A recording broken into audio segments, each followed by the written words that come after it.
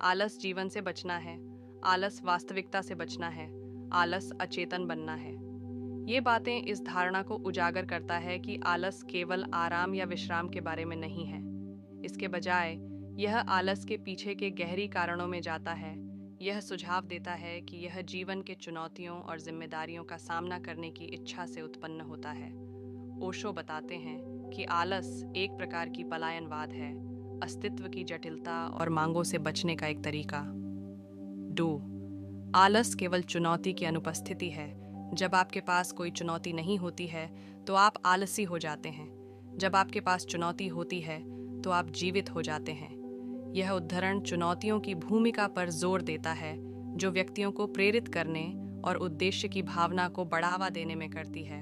ओशो का कहना है कि चुनौतियों की अनुपस्थिति ठहराव और सुस्ती की ओर ले जाती है, जबकि चुनौतियों की उपस्थिति ऊर्जा और प्रेरणा की एक चिंगारी को प्रज्वलित करती है। वह बताते हैं कि चुनौतियां बाधाएं नहीं बल्कि विकास और आत्मखोज के अवसर हैं। ओशो के दृष्टिकोण हमें आलस की अपनी प्रवृत्तियों का सामना करने और जीवन द्वारा प्रस्तुत चुनौतियों को गले लगाने के लिए प्रोत्साहित करते हैं, क्योंकि वे व्यक्तिगत विकास और पूर्णता के उत्प्रेरक हैं। या आलस कुछ और ही है जो हम मनुष्य अभी तक नहीं समझ पाए हों। आलस एक आत्मरक्षा तंत्र हो सकता है। जब हम किसी चीज से डरते या चिंतित होते हैं तो हम आलस का सहारा ले सकते हैं ताकि खुद को उस स्थिति से बचा सकें। इस चैनल की सफलता में आपका योगदान सबसे महत्वपूर्ण है। आपकी प्रेरणा और समर्थन की बदौलत ही हम ये सार्थक सामग्री लाने में सक्षम हुए हैं। यदि आप चाहें तो सुपर थैंक्स के माध्यम से या हमारी मेंबरशिप ज्वाइन करके हमें आर्थिक रूप से सहायता प्रदान कर सकते हैं। यदि आप आर्थिक रूप से समर्थन नहीं भी कर सकते तो भी कोई बात नहीं, हम आपके लिए बेहतरीन वीडियो लाने की पूरी कोशिश जारी रखेंगे। आपका हर योगदान हमें और भी बेहतरीन वीडियो बनाने के लिए प्रेरित करता है। आप हमारे लिए बहुत ज़रूरी हैं और हम आपके आभारी हैं। धन्यवाद। क्रोध क्रोध एक जहरीला जहर है जो मनुष्य के विवेक को नष्ट कर देता है। यह विवेकहीनता, भय और हिंसा को जन्म देता है। चाणक्य कहते हैं कि क्रोध एक शक्तिशाली भावना है जो हमारे जीवन को बर्बाद कर सकती है।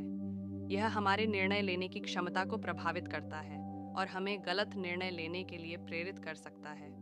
चाणक्य क्रोध को नियंत्रित करने के लिए कुछ सुझाव देते हैं। क्रोध के कारणों को समझें। क्रोध को आने दें, लेकिन उसे अपने मन में न पालें।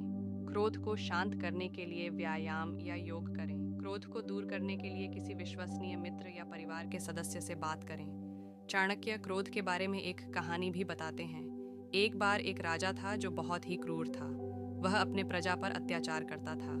एक दिन एक किसान राजा के पास गया और उससे कहा, महाराज, आप बहुत क्रूर हैं। आप अपने प्रजा पर अत्याचार करते हैं। राजा को किसान की बात सुनकर बहुत क्रोध आया। उसने अपने सैनिकों को आदेश दिया कि किसान को तुरंत मार डालें। सैनिक किसान को मारने के लिए आगे बढ़े, लेकिन तभी एक बुद्धिमान व्यक्ति ने राजा को रोका। उसने राजा से कहा, महाराज, क्रोध एक जहरीला जहर है। यह विवेकहीनता, भय और हिंसा को जन्म देता है। अगर आप क्रोध पर काबू नहीं पाते हैं तो आप अपने ही विनाश के कारण बनेंगे। राजा बुद्धिमान व्यक्ति की बात सुनकर थोड़ा सा शांत हुआ।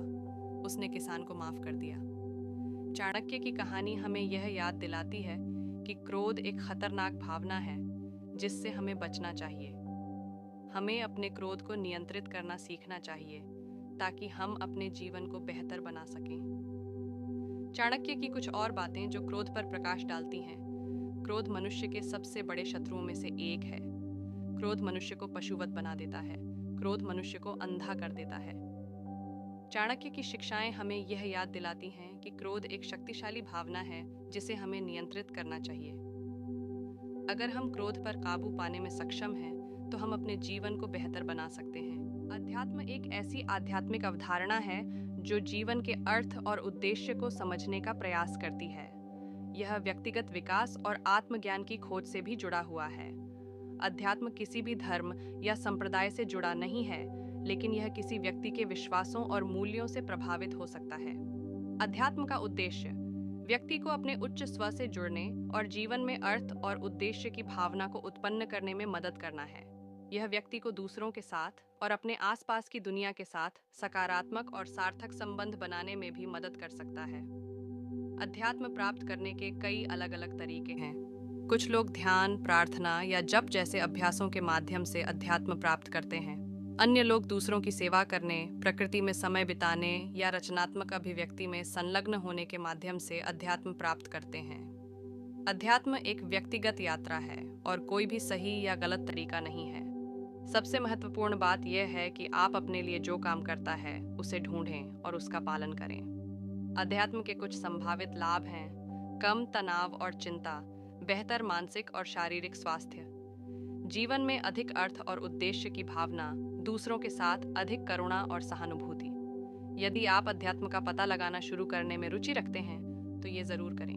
ध्यान या प्रार्थना का अभ्यास करें, प्रकृति में समय बिताएं, सेवा कार्य में शामिल हों, रचनात्मक अभिव्यक्ति में संलग्न हों, आध्यात्मिक किताबें या लेख पढ़ें, आध्यात्मिक समुदाय में शामिल हों। सबसे महत्वपूर्ण बात यह है कि खुले दिमाग और दिल से आगे बढ़ें। आज के लिए बस इतना ही। सब्सक्राइब और शेयर करना ना भूलें। अपने सुझाव कमेंट में ज़रूर दें। धन्यवाद। आशा है कि आपको आज की बातें पसंद आई होंगी। अगली बार फिर मिलेंगे। तब तक सुरक्षित रहें और स्वस्थ रहें। नमस्ते।